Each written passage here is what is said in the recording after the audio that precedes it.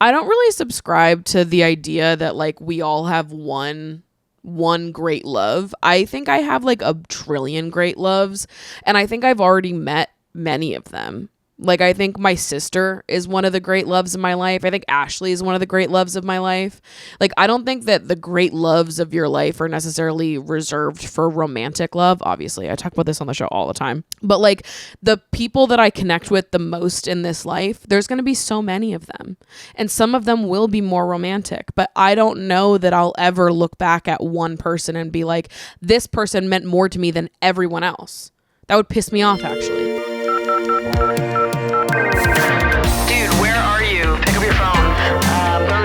Tonight, and you're obviously invited, so call me back. Okay, love you. Bye.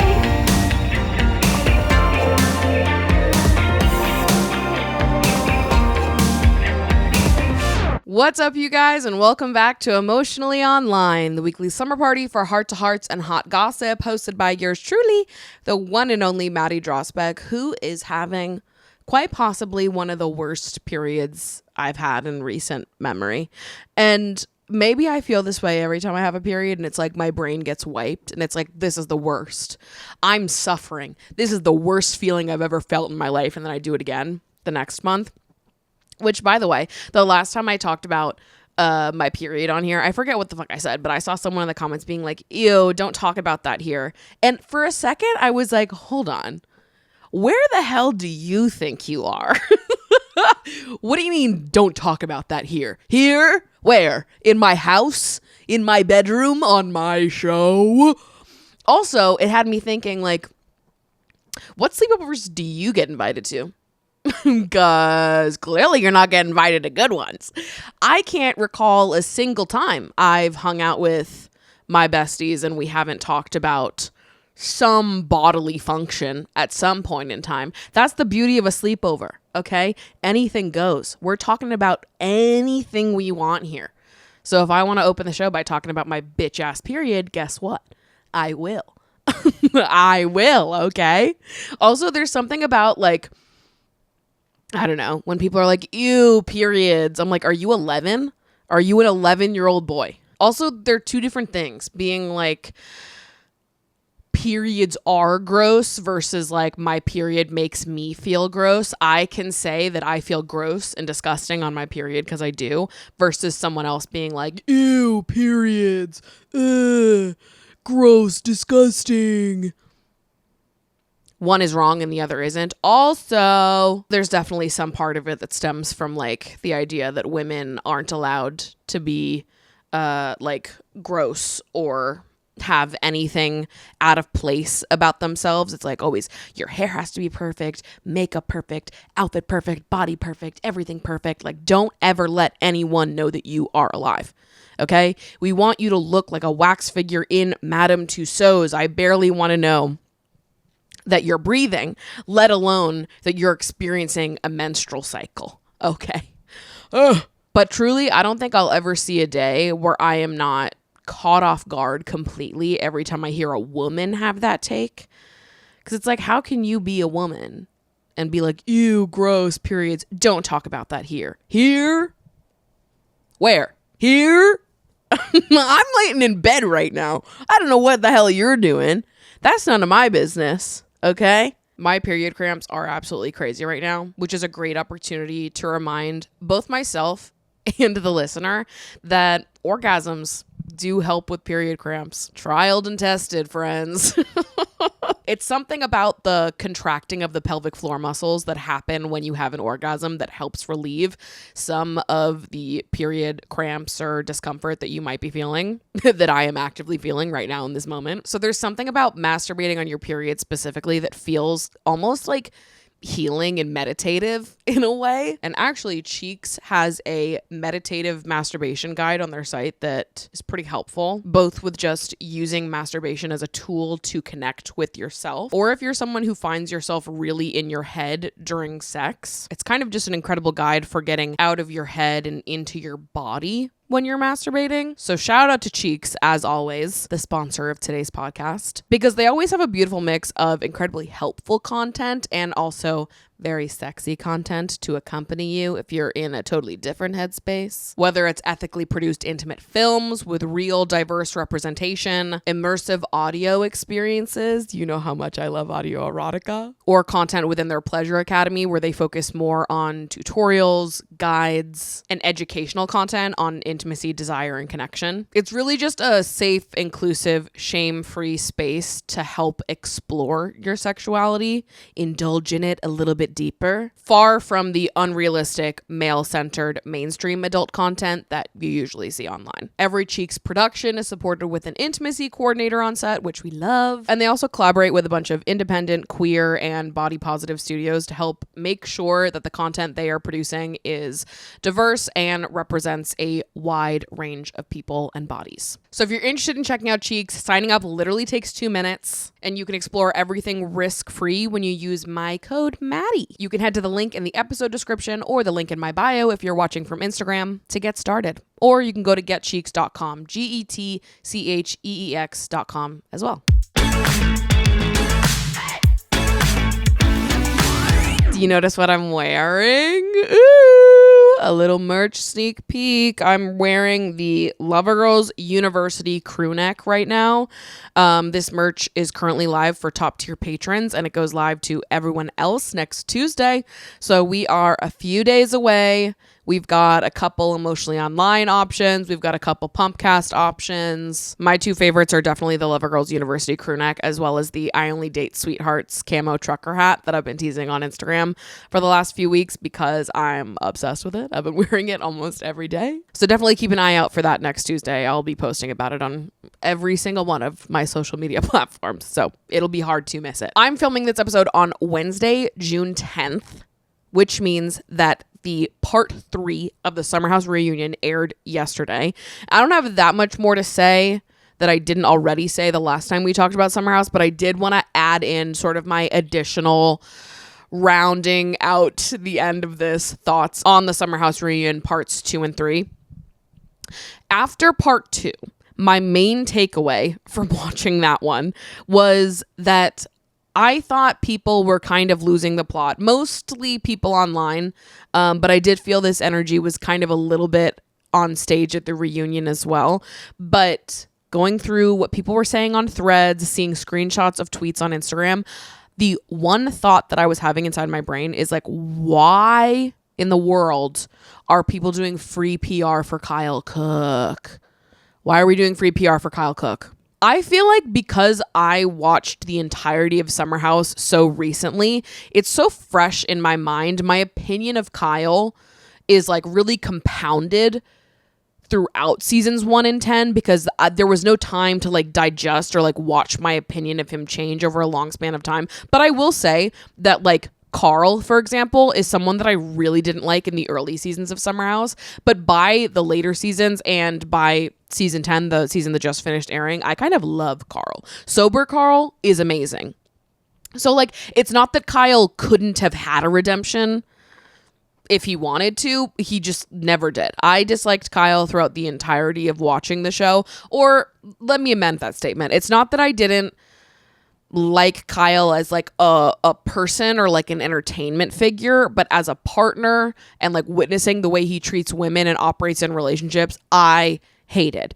And therefore, he was never my favorite person on the show. But it confuses me to see people hate Amanda for reasons that obviously I agree with, as I talked about the last time we talked about the Summer House reunion. I think it's despicable what she's done to Sierra specifically and to Kyle. But when people hate Amanda so much that they start liking Kyle, that's what I don't understand. It's like people think that they have to pick one person to love and one person to hate. And I'm like, how about we don't idolize either of these people? How about they're both kind of cuckoo bananas crazy? I never liked either of them. I thought Kyle was an asshole. I thought he was a bad boyfriend. I thought he was a bad husband. He cheated on Amanda multiple times. He's very childish. I don't understand why anyone would marry him. I've got critique for Kyle out the wazoo, and I also have critique for Amanda because I thought it was pathetic. that she self-abandoned in pursuit of that man, that she stayed with him, that she got married to him after all that he did to her. She ignored every red flag, every warning sign. That's also annoying enough to me as a viewer and as a person that it doesn't make her an incredibly likable person to me either, even beyond the current drama that we're witnessing. But I thought in part 2 of the reunion, where people were nitpicking what Amanda had said about not liking to go out with Kyle, and they were like, oh, well, Amanda's been around the world in 80 days, out every night partying with West, and she never wanted to party all these other summers. For every single summer, she hated partying. And Kyle's taking that so personally. This man is 43 fucking years old. Let's start there. And I thought that whole conversation was so useless, because I'm like, guys, it really doesn't fucking matter why she didn't want to go out and party. She can say no to going out and partying for any fucking reason. And she can change her mind and start enjoying going out and partying if she wants to. She's allowed to say she hates going out with her stupid chungus husband, Kyle Cook, who would get unreasonably drunk and stay out until 4 a.m. every night and be a fucking menace. Cheated on her a million times. She had trauma surrounding that with him. I totally understand why she wouldn't want to be around him when he's like that. Why it wasn't enjoyable for her.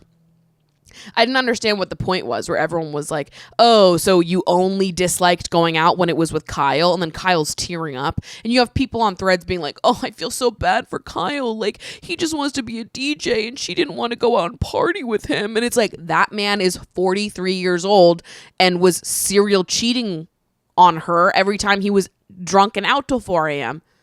What are you feeling sad for him about? Like, what do you mean? Do we just have on blinders? And then it occurred to me that there were some people that started watching Summer House at season 8 because there were idiots online that told them they didn't have to watch all of the backstory to it. You absolutely did. I can't fathom why anyone would have been like, oh, to understand the current drama, you only have to start at season 8 because that's the season that West joins at. When it's like, no, you actually need to see the backstory of Amanda and Kyle to understand this in all of its complexities. I think some people are crazy for that. I don't think you can start any reality show in the middle. That is my 2 cents on that. I don't think you can start any show, period, in the middle. You know, unless every season is a different thing, like The Traitors or something like that. You know what I mean? Like, if it's a storied show, if there are storylines that are recurring and keep happening, I don't think you can start in the middle. I think it's crazy that anyone recommends doing that. But I was like, holy fuck, don't make me defend her. God damn. Why are you guys so weird? Like, why are we defending Kyle Cook? Kyle Cook! Come on. Kyle was consistently an asshole to her. He cheated on her. He lied to her. He would constantly act like a whole ass man-child, start beef with her friends. Of course, she didn't want to go out with him when he's behaving like that. Why are you making me defend Amanda Batula? Like, the problem was that they were objectively incompatible from the start. The thing about, like, Kyle wanting to go out and party every night, I don't even necessarily have a problem with that being the lifestyle he wants to live. He never should have married Amanda. And Amanda never should have married him. They wanted to live different lifestyles. He's 43 years old, wanting to act like he's 22 for the rest of his life. He has Peter Pan syndrome to like the highest degree. He needs to marry someone who also wants to live that lifestyle. You need to marry someone who's also in that lane. Amanda didn't want that. Amanda wanted to get a house in Jersey and live a quiet life with Kyle. That's what she said. Now she probably wants something different, wouldn't you? And it's like, the problem isn't that either one of them should have compromised for the other. The problem is that they should not have been together in the first place. If that's the lifestyle he wants, he should go get it. If that's not the lifestyle she wants, she shouldn't compromise just because that is what he wants. You should just both go and separately get what you want. Is this like a straight people thing where I feel like there are so many straight couples that are objectively incompatible, but they continue dating or they get married. And it's like, and then they get mad at each other for not changing or being something else. And it's like, you married someone who was like that. You just hoped they would change the whole time. And they didn't. You never truly accepted your partner for who they were, what they wanted out of life. And now you're mad that you're incompatible and you're fucking married. Like, maybe we should have thought of that before we got married, but you guys are so scared of just being alone that the fear of being alone will drive you to marrying the wrong person over and over and over again. That's a very expensive mistake to make. Go to therapy. So that was my main takeaway after watching part 2 of the reunion. After watching part 3 last night, I think that West is like truly, deeply, very sinister. And I thought this the second I obviously knew about all the drama. And then I mentioned the last time I talked about this, that I realized that I know one of West's friends, and he is the biggest demon I've ever come across ever in my life. I knew he was evil when I realized that was the company he kept. But in observing the way he spoke at the reunion, where they're basically cornering him and being like, were you in an exclusive relationship with Miha, the other woman who he was in a full exclusive relationship with and was lying to? And he's kind of skirting around the question, and he's like, ultimately says like, well, she thought we were in an exclusive relationship, but we weren't. Which is a really creative way of saying, yes, we were, and I cheated on her. Yes, we were, and I just decided one day that we weren't, and putting it on her instead. And it's such a sinister way to word that. That's such like a deeply scary perspective for someone to have, set of words, a sentence for someone to say.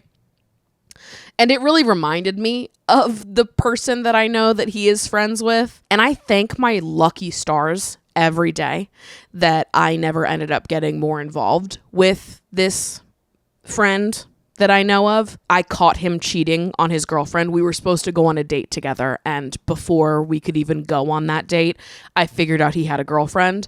Since that point in time, I have met at least 5 or 6 other women that have been absolutely tormented by this man. He exclusively does it to plus size women. Whatever horrible thing you can think up inside your brain, multiply it by 10. That's how horrible this guy is. These are not my stories, so I am not in a place to tell them. All I can tell is my experience with him, which is that we were supposed to go on a date. I discovered a couple days before our date that he had a whole ass girlfriend. Unlucky for him, it was a friend of mine. So we put 2 and 2 together. I called him out for it, and then I kind of fucked off. I was so emotional about it, though. I definitely talked about it. This was like 2018 or 2019. And I was like distraught about it at the time. I felt so bad and so horrible. And I just, I hated being roped into cheaters nonsense, even though that was a situation where he and I never went on the date. We never kissed. There was never anything that happened between the two of us. Thank fucking God, after everything else I heard about this man. But he's been all over those Are We Dating the Same Guy Facebook groups. I feel like every plus size woman in New York knows about him at this point. And if you don't, you should. So just know that there is an insane man out there that terrorizes plus size women in New York City who is besties with Wes Wilson. And I think that these men are 2 sides of the same coin. And I think they are deeply evil and deeply sinister. And after putting these things together, I think that whole friend group needs to be studied under a microscope because they are emotional terrorists. And I don't know what else to say about that. I just know that I'm witnessing some things and I'm putting puzzle pieces together over here, and I'm not liking what I'm seeing. This is not going to end well for Amanda. And I didn't need the external connection in order to know that. Obviously, it's not. And I thought the point that Kyle made on part 3 of the reunion to be like, you pounced on Amanda 2 weeks after she's filing for divorce. She's in like one of the most vulnerable positions of her life. You pounce on her in this moment and successfully isolate her from literally all of her friends, all of her relationships, all of her community and support system. Now, I don't necessarily view Amanda with as much of like a victim lens as someone like Kyle does. I think Amanda's a grown woman who makes her own choices and has ultimately chosen this over her friendship with Sierra, who was such a good friend to her, and that's unforgivable in my eyes. But there is truth to what Kyle is saying in that it's true that Amanda was in a very vulnerable position in her life. And it's hard for it to not feel kind of calculated and sinister that West pounced on her as quickly as he did, point blank, and also knowing the company he keeps.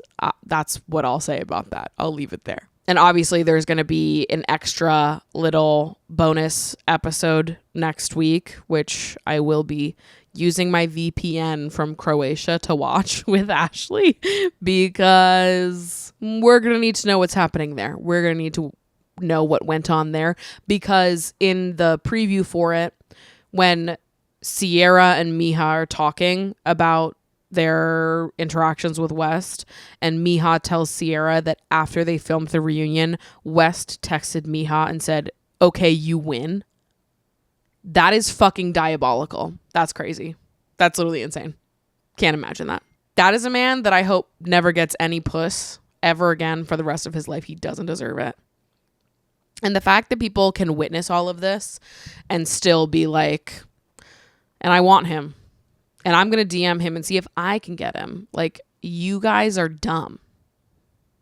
When you shake your head, you hear rocks tumbling around. I have no other explanation for that.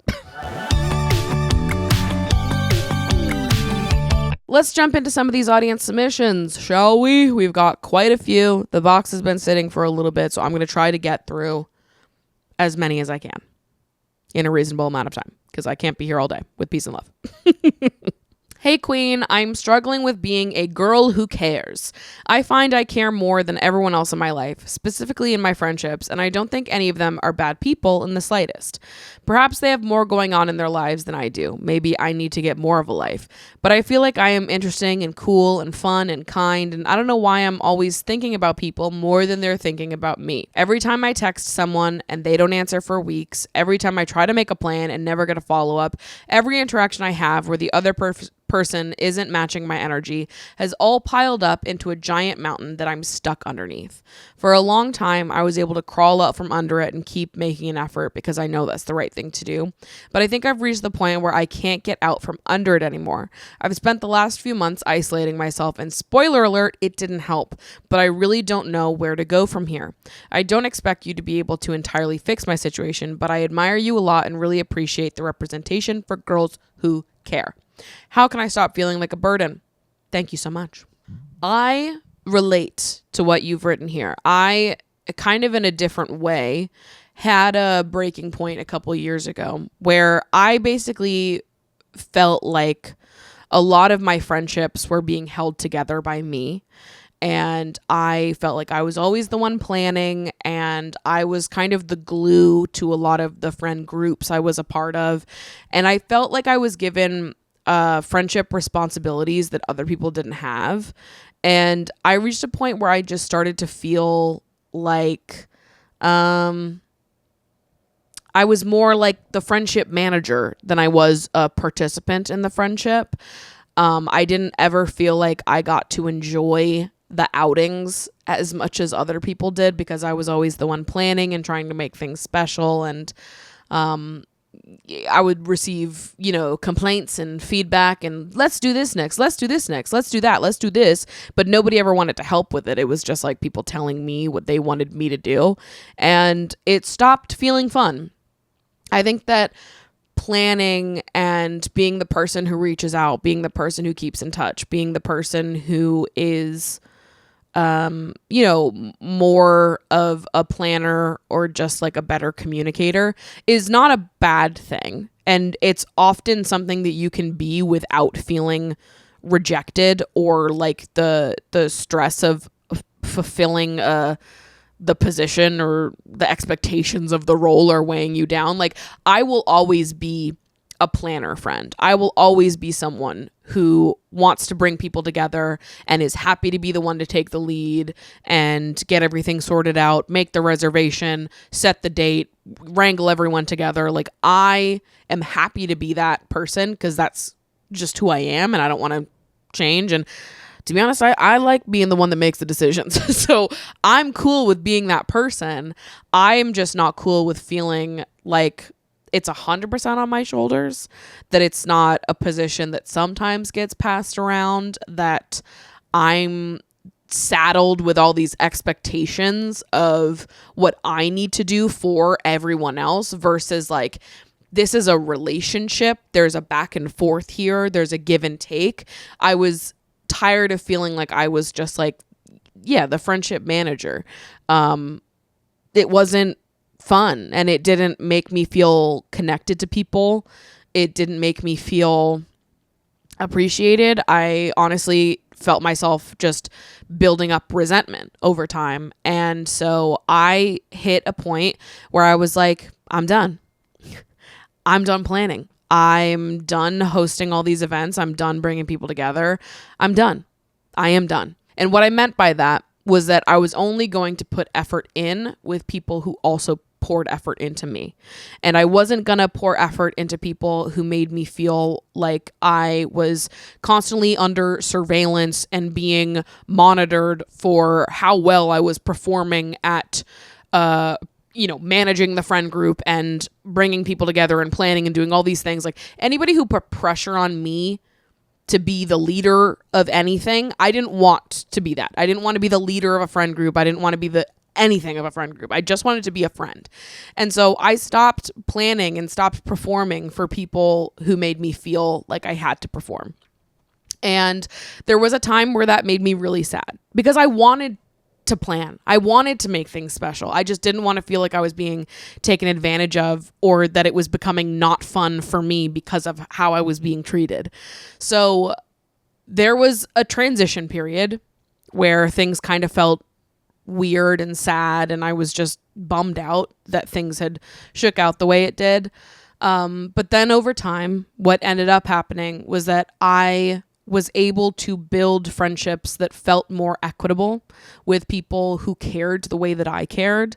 I only poured in to reciprocal friendships. And I also had a separate realization. It was sort of like a wake-up call to myself where I was like, in some ways, not all of this, but some of this is fueled by my impatience and also the ways in which I can be a little bit of a control freak and just wanting things to go the way they are in my head or on the timeline I have in my head. And sometimes that's just not the timeline that everyone works off of, and that is okay. I noticed that as I stopped planning, as I started planning less, other people did step up. They just stepped up slower than I would have expected them to.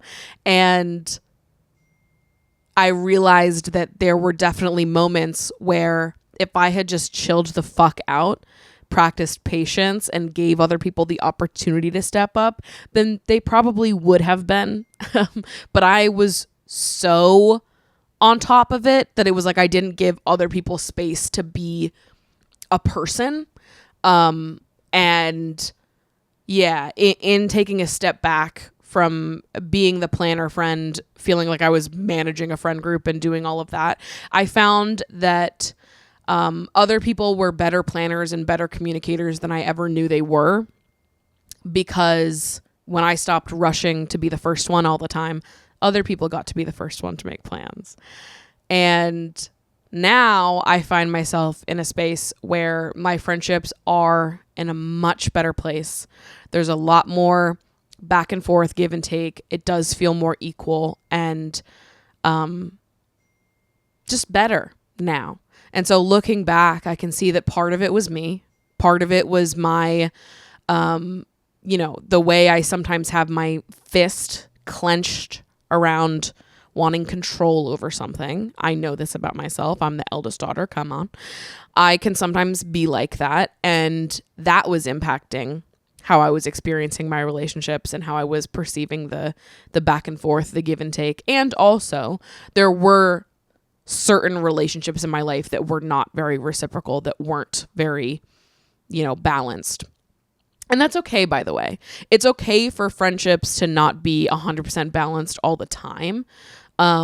but it shouldn't always be that way. / it shouldn't make you feel like shit. Somebody should not make you feel like rejected or abandoned or whatever. But it's normal for friendships to ebb and flow and go through phases where you're closer and when you're farther apart, someone's busy, someone's going through a major life change.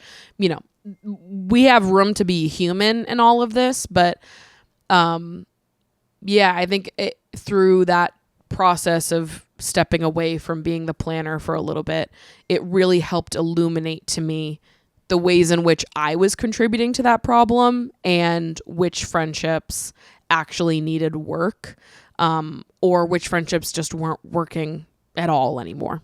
So anyways, all of this to say, you are cool and interesting and fun and kind and all of those wonderful things. And it's a beautiful thing to be someone who cares, who wants to make things special for your friends and, you know, just make life beautiful for the people that you love.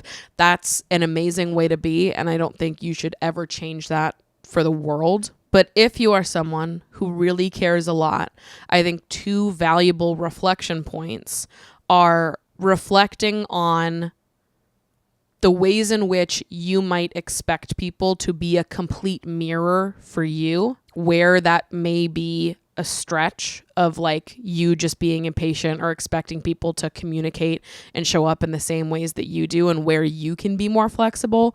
And in reflecting on like, do your friendships feel balanced? Do they feel reciprocal? Is this a season of a friendship where things are shifting and you're closer or farther apart? Or does this feel like a larger issue within your friendship? Is it something that you want to have a like sit down conversation about? I have had sit down conversations with friends in the past when I didn't feel like there was complete reciprocity happening in our friendship. And most of the time, actually pretty much 100% of the time that I've had that conversation with friends, it's really been a very connective conversation where we both feel like we leave it feeling more understood by the other person, particularly when you go in wanting to understand, rather than like going in with anger or resentment towards this person already built up for the ways they haven't shown up. Most of the time, people are too focused on their own lives to realize that they could have hurt your feelings. And most people really want to show up and be a pillar of community in their friends' lives. Most of the time, I feel like that conversation just serves as a way to bring you guys closer together. And if it doesn't go well, then you have your answer, you know? But I totally understand how you're feeling. I've been there, and it does get better in time. You will figure it out. But being in the thick of it is really horrible because it is like something that takes a while to sort out. And, you know, friend dynamics change. There's been eras of my life where I felt that I was very satisfied with my friend corner of my life, and there have been other eras where I've been like, oh my God, I wish that things were different. I wish that I had more friends who were like this, or, you know, a friend that I could totally be in matched energy with. And, you know, now I feel like I've learned which friends of mine are very similar to me. I think this is why Ashley and I have been, one of the many reasons why Ashley and I have been best friends since we were 7 years old, is because we are both type A eldest daughters. So I feel like for as much as I'm a planner who's on top of everything, so is Ashley.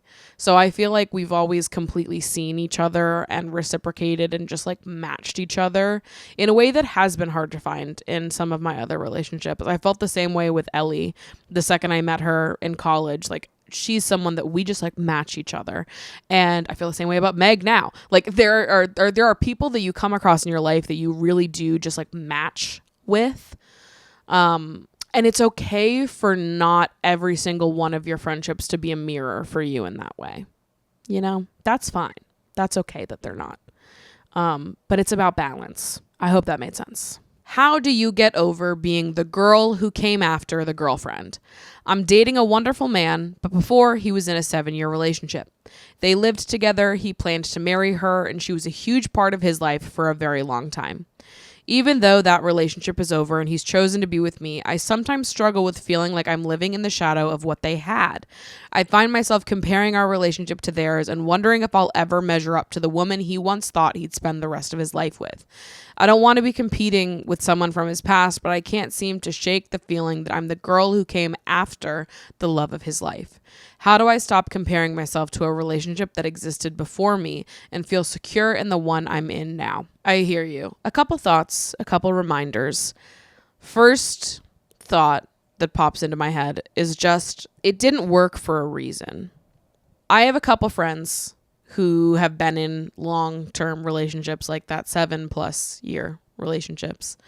And I've been friends with people who have ended those 7-year+ relationships.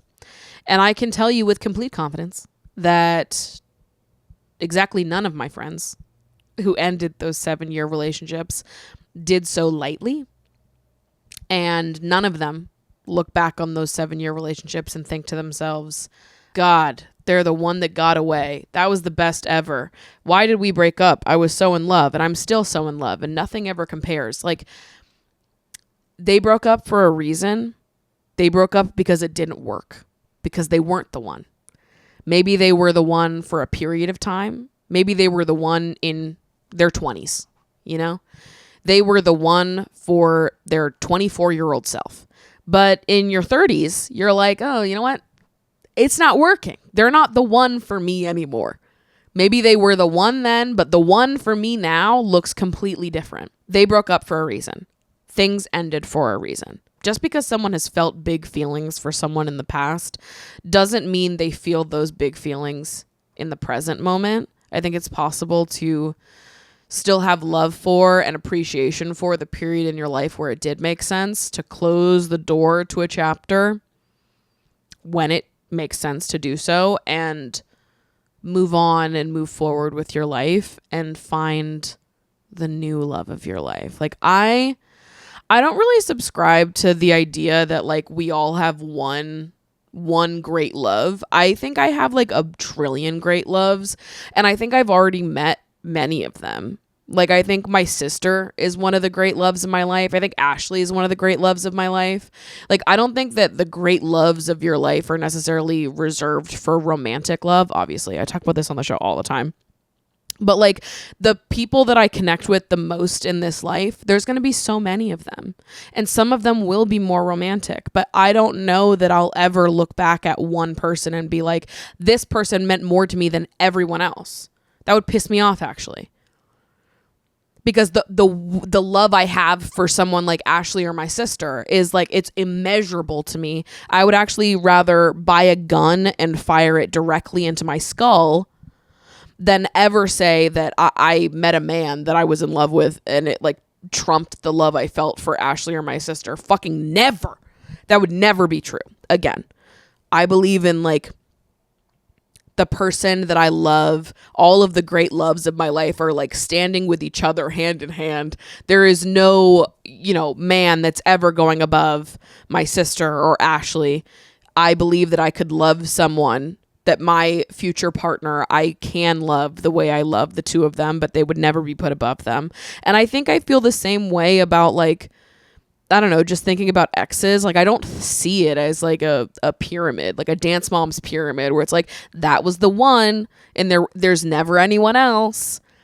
And like, I this is kind of a different but similar thing, but I feel the same way about widows and like when people remarry, when a widow remarries. I think that two things can be true at once. That like your first marriage, your first partner that passed, that was the love of your life. And it was so meaningful and powerful and beautiful. And I believe that you can meet someone afterwards and they can also be the love of your life. And it can be beautiful and powerful and all of the same things in this new era or chapter of your life. We are so different in all of the eras and chapters of our lives. The person that I would have been the most compatible with when I was in college is not the same person that I would be the most compatible with now. The shit I said I loved when I was 24 is not the same shit I say I love now.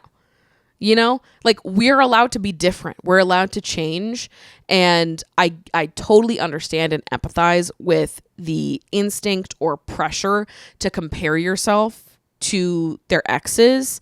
And it's deeply unhelpful because our capacity for love is so much more immense than that. Our capacity for love is so deep and profound. There's room for many great loves of our lives. There's no reason to compare. And also, we change throughout our lives. What was great then, what was the love of your life then, might not be the love of your life now. Ultimately, things ended for a reason. They broke up for a reason. They're with you now for a reason. In the present moment. Ground yourself in the present moment. Expand your perspective on what our capacity for love is as individuals. And accept that you're actually not in competition with his ex at all. Is that the way you would feel if you started dating someone new? Like when I go on dates with people, they're not competing with the past people I've dated before. They're actually not competing at all. I'm just analyzing and measuring our current compatibility, how they fit into my life, how I fit into theirs, and if it makes any sort of sense. And I think that that's true for most people. But it's one of those things where, like, you know, we wouldn't feel that way ourselves if the roles were reversed, but we'll still feel insecure about it and compare ourselves because that's, like, you know, the gut instinct. So I get it. Totally empathize. And it's time for a perspective shift. Hi, Maddie. Thank you for sharing so much of your experience fostering and loving cats. You inspired me to start fostering starting last November. I've had 3 fosters now, and while the first 2 were perfect in their own quirky, prickly way, the most recent goodbye has been particularly tough. I really wanted to adopt this cat. He was so sweet, confident, friendly, and just such a goofy guy. He came to me so skinny and stinky and full of trust, and he grew into a really handsome, healthy boy over the last 2 months. I love him dearly, but unfortunately I travel a lot for work, particularly in the summer, and I'm in a long-distance relationship, so adopting now just isn't an option. As I see it, he was the right cat at the wrong time, and he just got adopted by someone else. My question is, how do you say goodbye to your foster cats, particularly the ones that you really form an attachment to? How do you handle worrying that their next home won't love them as deeply or unconditionally as you do? I'm hyped to meet my next foster cat in a few months, but I could really use help handling the inevitable sadness. I don't know if you can see her, but my current foster cat, Origami, is sitting right next to me as I film this. She's been here the whole time. And she's actually being picked up by her next foster in literally 20 minutes. So I totally understand. I've had Origami for almost 2 months, and I have really particularly loved her. She came to me as the mom. I got her and her 3 babies. Her babies have all now been adopted, and it's been me and her for the last couple weeks. And it's been really fun because it was so clear that she actually never wanted to be a mom. She's still young herself. She's less than a year old, had 3 babies. Crazy. And she finally gets to be a kitten now. So she's been loving the solo time. She snuggles with me at night. She, you know, she's a very vocal cat. She's very talkative. So throughout my day, I'll be sitting working at my desk and she'll come over and just meow and meow and meow until I go lay in bed with her and just cuddle her and pet her. It's really sweet. It's also a little annoying, but it's mostly sweet. And I have been dreading saying goodbye to her. I also dreaded saying goodbye to the last foster kitten I had, Zip. I think sometimes it's one of those things that I really just have to not think about. I used to cry a lot. Like when I first started fostering, I would sob like pretty much every time. And it became one of those things that I just had to like let myself get a few tears out. And then I just kind of have to take a deep breath and bury it or else I'll be crying for the rest of my life. But I've definitely been nervous for her to leave me because I've noticed that she's formed an attachment to me. I have a bunch of friends come over and, you know, Meg's here a lot and she hides every time anyone else is in the apartment. It's only me that she lets pet her and be cuddly and sweet and all these things. So it does make me sad to picture her going to another foster and eventually to somebody else's home when she gets adopted. But I think I always just have to remind myself that like she had the capacity to love me. Oh, now she's going to try to play with my hands. She had the capacity to love and trust me. She will have the capacity to love and trust someone else. I trust that all of my fosters go to beautiful, loving homes.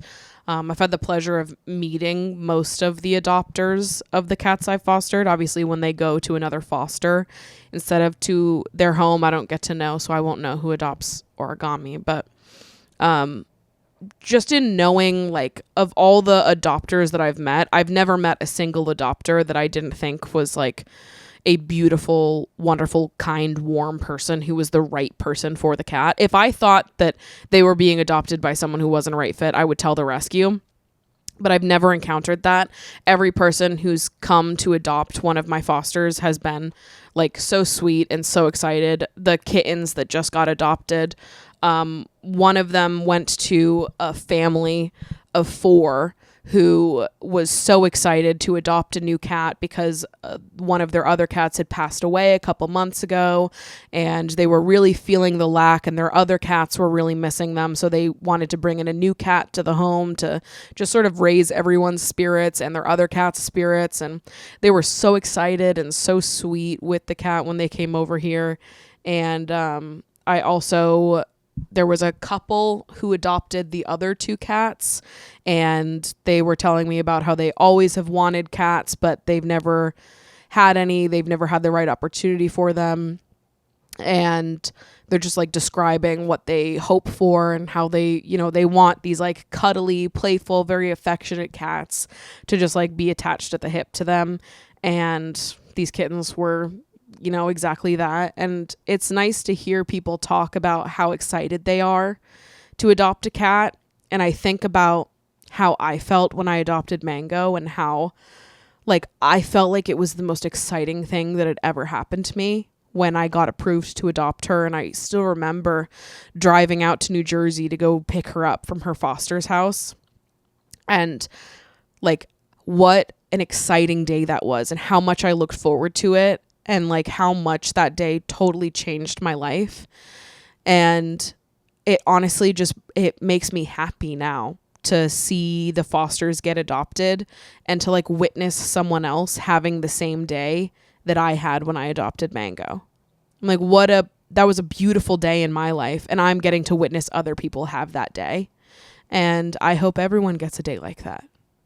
If I could make sure that every person got to adopt their soul cat, every person got to have a day where they adopt a precious little animal that's going to love them, that they're so just like overjoyed and excited about. Like it's so special. And when you can trust that they're going to the right homes and that these people are like experiencing something so joyful to get to bring them home, it's a lot easier. So I get it, because it is hard. It is an emotional thing to say goodbye, but fostering is important. It saves lives. It gets so many cats off the street and into warm, loving, happy homes.